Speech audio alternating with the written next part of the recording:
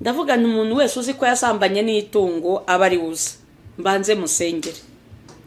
Abantu mbona ntabo, nihagararaho mbivuga bwa kabiri ndahamagara habura n'umwe, bwa gatatu numva ndarakaye, uburakari bumfatamo bugurumana budasanzwe ako kanya, abenshi babyita ifuhe. Mpamagara umudiyakoni ntuzi n'ikindi, nzanira akabase karimo amazi nkarabira imbere y'iri teraniro, nimara gukaraba nyagira umuntu uza kunyongorera ngo aje kwatura, biraba birangiye. Kandi ngiye kuvuma aba bantu basambanye n'amatungo, abo mwababe babiri ibyo ntibindeba.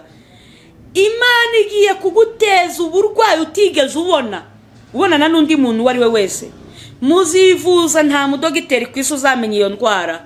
Muzashaka abahanuzi ngo babasengere, nta numwe. Nanjye ubwanjye ni mumpamagara sinzemera kubasengera. Muzapfana gashinyaguro, nta n'urwara rwo kwishima mwifiteho.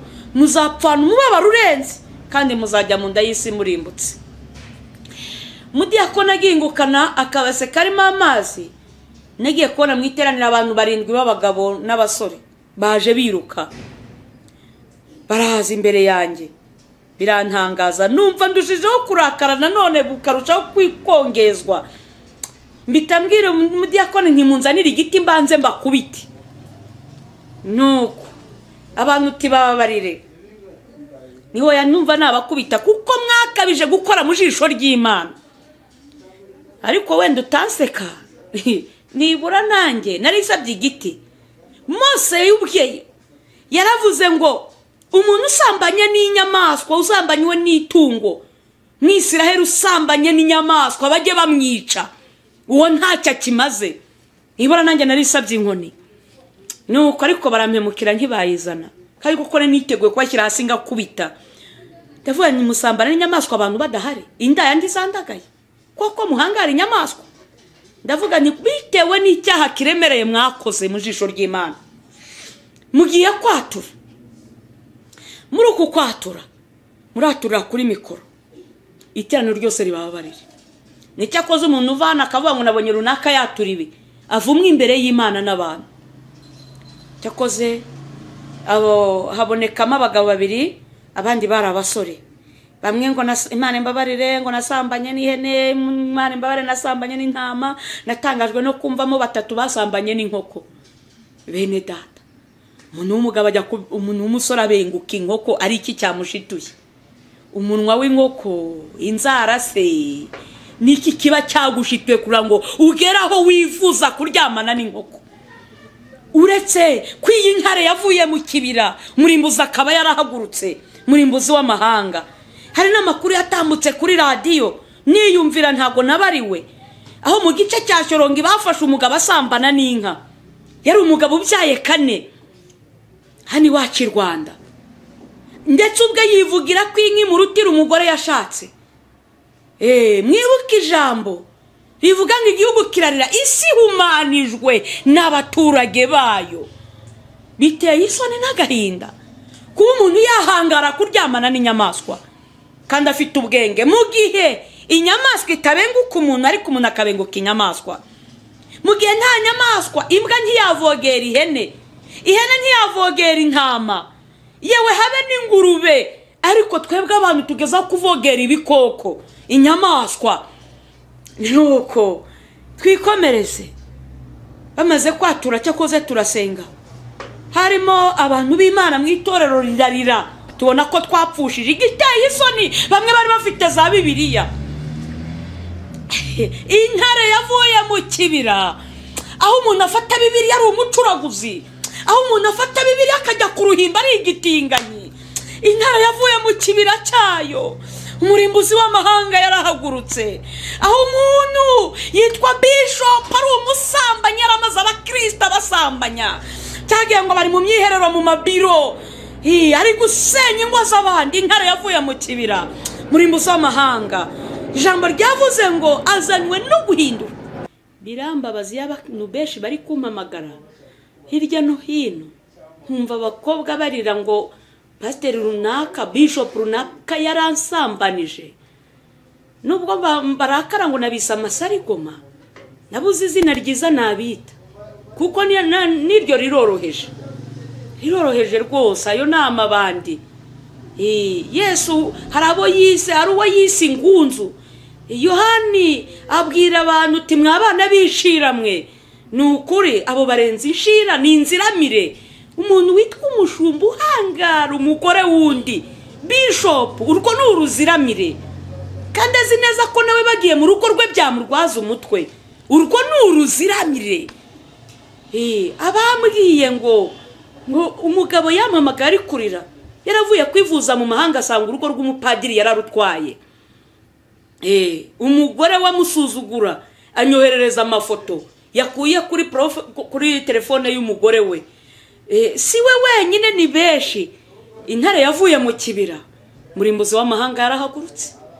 Aho umuntu witwa umuntu w'Imana wakagombye guhungirwaho ari uri gusenya ingo z'abantu, akarya ingo z'abapfakazi, yitwa ngo ni umukozi w'Imana.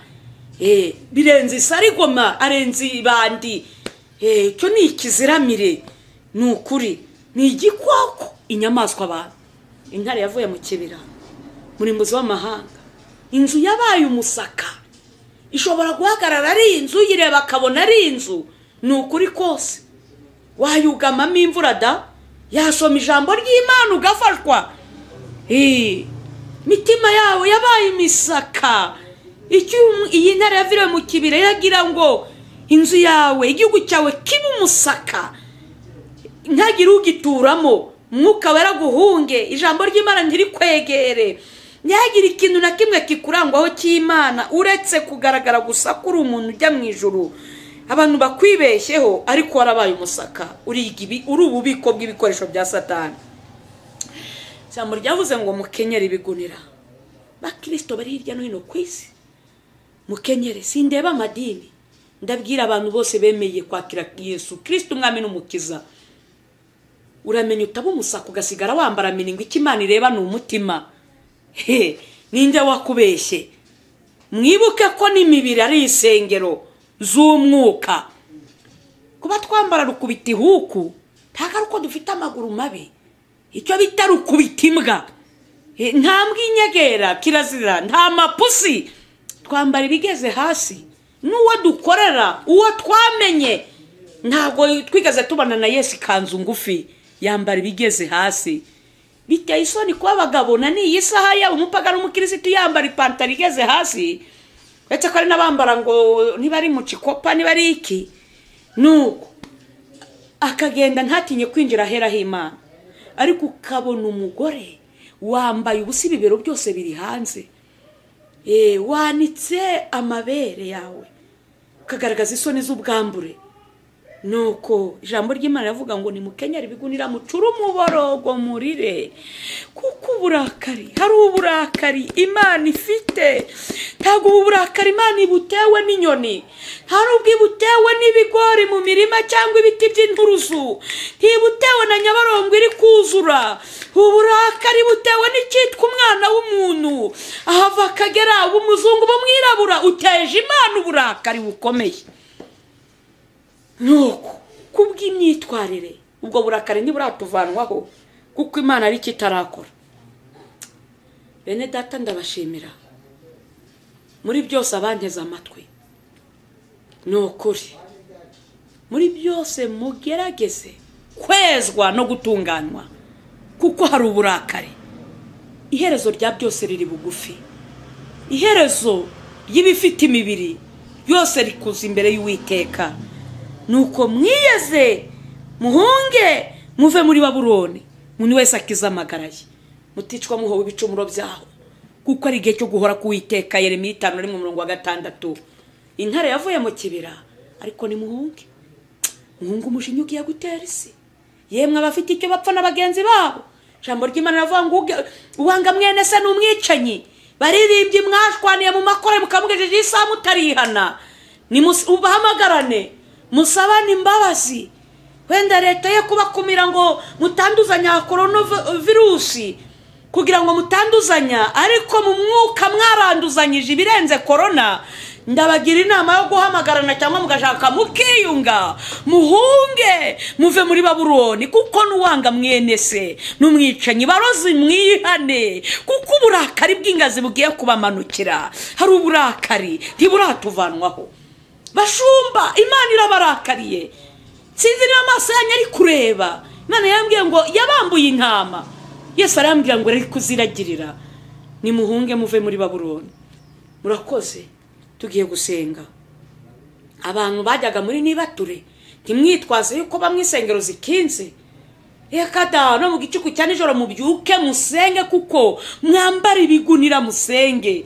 Nukuri mufate ibihe mwiyiriza ubusa, muririra abatuye isi, muririra igihugu. Wenda hari umubare wagabanuka wabarimbuka, akongera gukizwa benshi. Tugiye gusenga. Imana yo mu ijuru idufashe ko buri wese yashobora gushinga ibendera kerekeza Siyoni. Biteye isoni kubura umwana w'umukobwa uri kwirukanga mu ngo z'abasore, ariho ubarizwa. Iwanyu ntacyo wakwimarira, utatekera umukecuru, utakoza isafuriya y'umukecuru ngo ugiye gutekera abasore. Yewe ngo urabeshya ngo urakijijwe. Ukijijwe hehe? Nimuhunge muve muri Babuloni. Tugiye gusenga. Mana data nyirisi n'ijuru, yatanze umwana wayo w'ikinege kugira ngo umwizera wese atazarimbuka. Turagushimiye kuko uri Imana nyakuri kandi y'urukundo. Ni wowe utuyobora, katwereka aho dukwiriye gukandagira muri iyi si icuza umwijima, kadushingira amabuye kugira ngo tudatembanwa tukabivamo. Kuko intare ifite uburakari bwinshi, ntawe itinya, kuko itareba icyubahiro cy'abari mu isi.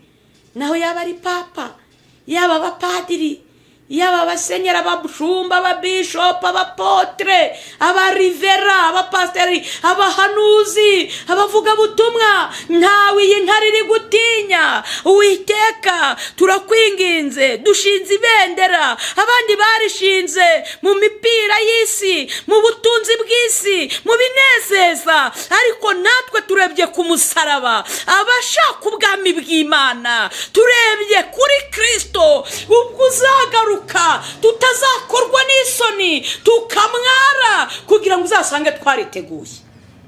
Eza buri wese ufite umutima wo gushaka ubwami bwawe. Urakoze kuri kumwe natwe, ni mu izina rya Yesu, amen.